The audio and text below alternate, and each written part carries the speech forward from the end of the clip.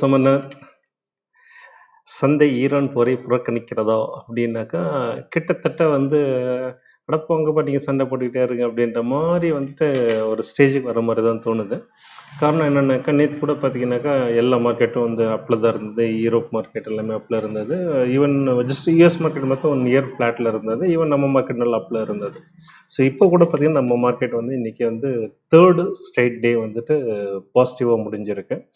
So இப்போ recent low பார்த்தீங்கன்னா I think 22,955 நினைக்கிறேன். அங்கேருந்து வந்து இன்னைக்கு ஹை வரைக்கும் பார்த்தீங்கன்னா கிட்டத்தட்ட 900 பாயிண்ட் அபோவ், கிட்டத்தட்ட 1000 பாயிண்ட் அப்படின்னு சொல்லலாம்.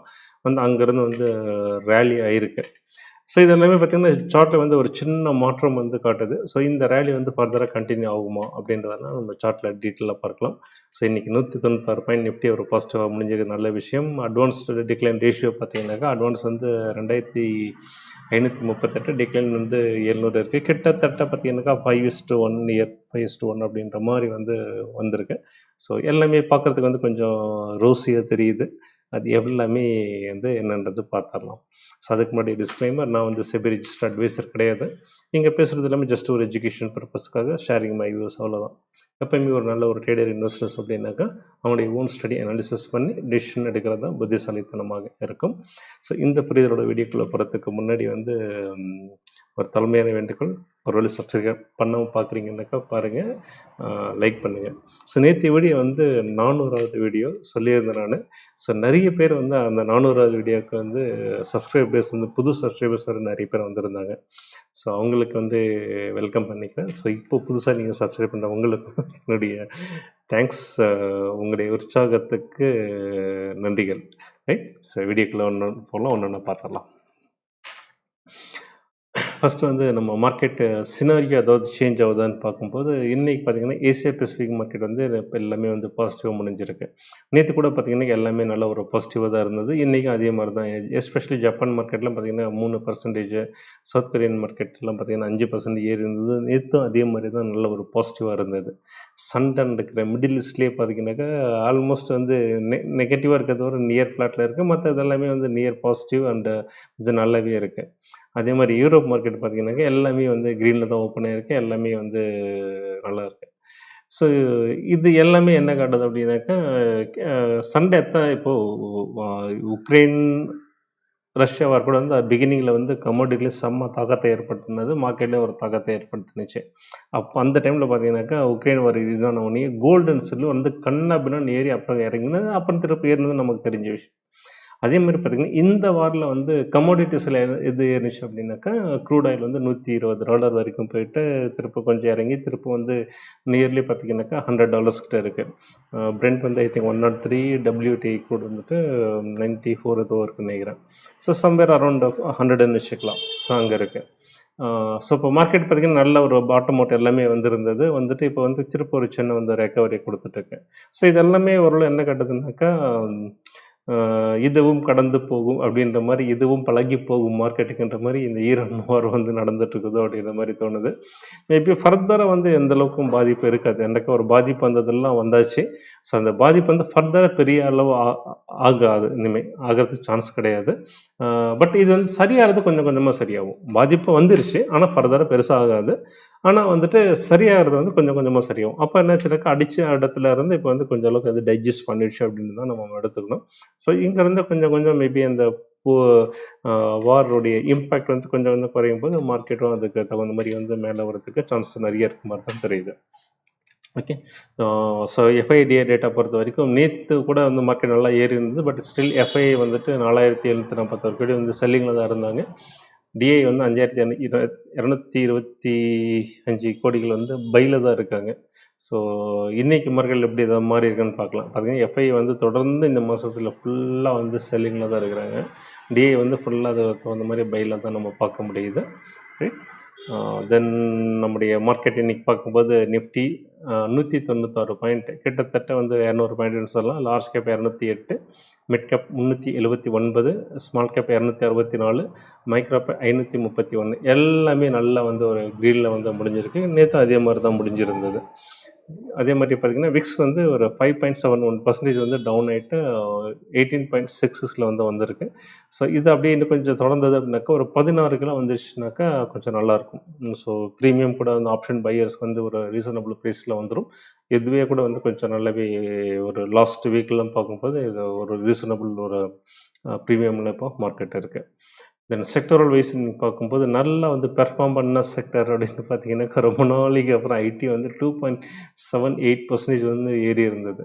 கிட்டத்தட்ட வந்து இது வந்து அதோடைய ஆல் டைம் ஹைல இருந்து 40% வரை இறங்கி இருந்தது. ஸோ இன்னைக்கு வந்து ஒரு நல்ல ஒரு ஒரு பிரீத்திங் குடுக்குற மாரி அந்த 2.78% வந்து பாசிட்டிவா முடிஞ்சிருக்கு. ரியாலிட்டி 2.75, ஆட்டோ வந்து 1.92 அண்ட் கன்சியூமர் டியூரபிள் வந்து 1.72. ஸோ எல்லாமே வந்து கிட்ட எபோவ் நியர் 2 அண்ட் நியர் 2 அப்படின்ற மாரி வந்து வந்திருக்கு. லீஸ்ட்டுன்னு பார்த்தீங்கன்னாக்கா, மெட்டல் வந்து 0.10. ஸோ இது வந்து ஃப்ளாட் அப்படின்னு தான் நம்ம எடுத்துக்கலாம். ஸோ எல்லாமே வந்து நல்ல ஒரு என்னது அறிகுறியாக ஒரு சிக்னலா தெரியுது. இது தொடர்ந்துருச்சு அப்படின்னாக்கா நல்லாயிருக்கும். பார்ப்போம் எப்படி வரக்கூடிய நாட்கள் எப்படி இருக்குது. சார்ட்ல இதோட இம்பேக்ட் வந்து எப்படி மாறி இருக்குன்றத இப்போ பார்க்கலாம். ஸோ சார்ட் தெளிவா நல்ல ஒரு லாஸ்ட் ஒரு 3 நாள் பார்த்தீங்கன்னா, நல்ல ஒரு மொமெண்டம் வந்து தெரியுது. ஸோ 24,400 வரைக்கும் வந்து இது தொடர்றதுக்கு சான்சஸ் இருக்கு. தென் இங்க வந்து நல்ல ஒரு ஸ்ட்ராங் ரெசிஸ்டன்ஸா இது ஆக்ட் பண்ணும். ஸோ அப்கமிங் டேஸ்ல கூட மேபி வந்து ஒரு 3 நாள் வந்ததுக்கு ஒரு சின்ன ஒரு ப்ராஃபிட் புக்கிங் மேபி நாளைக்கு நடக்கலாம். பட் ஓவராலா பார்க்கும்போது 24,400 வரைக்கும் வந்து மார்க்கெட் டிரைவ் ஆகுறதுக்கு, அப்சைட் டிரைவ் ஆகுறதுக்கு வாய்ப்புகள் இருக்குன்ற மாரி தான் நமக்கு சார்ட்ல தெரியுது. அதே மாரி பேங்க் நிஃப்டிய பொறுத்தவரைக்கும் வந்து அதுவும் நல்ல ஒரு ப்ராக்ரஸ்ல போயிட்டுருக்கு. ஸோ இதோடைய நெக்ஸ்ட்டு ரெசிஸ்டன்ஸ் வந்து 57,750.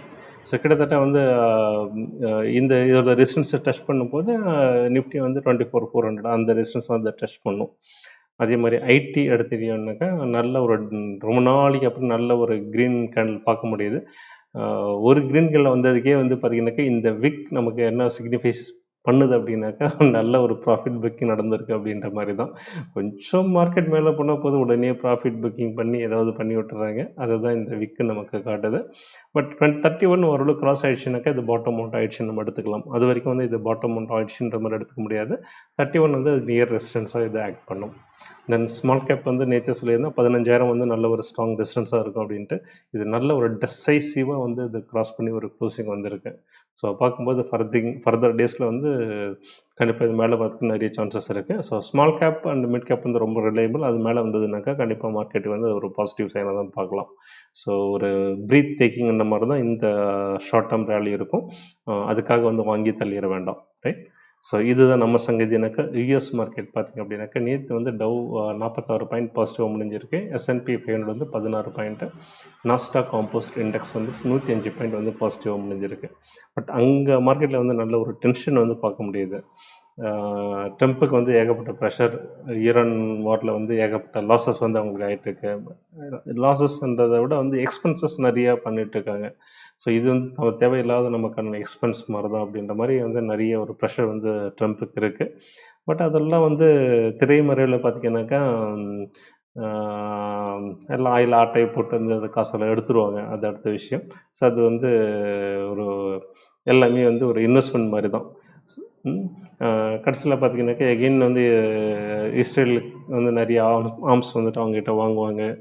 இதெல்லாம் நடக்கும். ஸோ கூட்டி கழிச்சு பார்த்தா யுஎஸ்க்கு வந்து லாங் டேர்மில் லாஸ்லாம் கிடையாது. அவங்க நினச்சதை வந்து சாதிச்சிருவாங்க. தென் அவங்க இந்த கேண்டில் வைஸ் பார்க்கும்போது வந்து நேற்று நல்ல போன மார்க்கெட் வந்து இந்த வீக் நம்ம கிளியராக என்ன சிக்னிஃபைஸ் பண்ணுதுனாக்கா, நல்ல ஒரு பியரிஷ்னஸ் தெரியுது.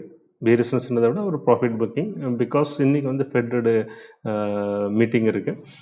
ஸோ இன்ட்ரெஸ்ட் ரேட் வந்து என்ன ஆகுன்றது ஒரு பயம், அதுதான் காரணம்.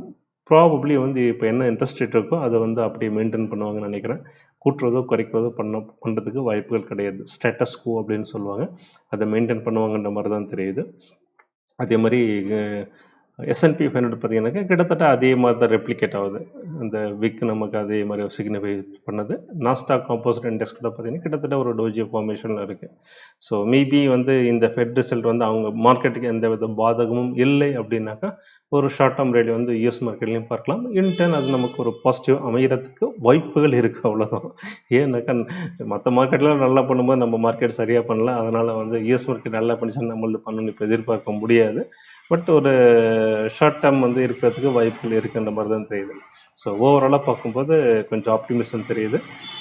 பார்க்கலாம் இது அப்படியே கண்டினியூ ஆகுதா அப்படின்றது. ரைட். ஸோ இதோட இந்த வீடியோ முடிச்சுக்கலாம். ஸோ நெக்ஸ்ட் வீடியோவில் நாளை சந்திக்கலாம். ப்ளீஸ் சப்ஸ்கிரைப் பண்ணுங்கள், ஷேர் பண்ணுங்கள், லைக் பண்ணுங்கள். Until then bye. தேங்க்யூ.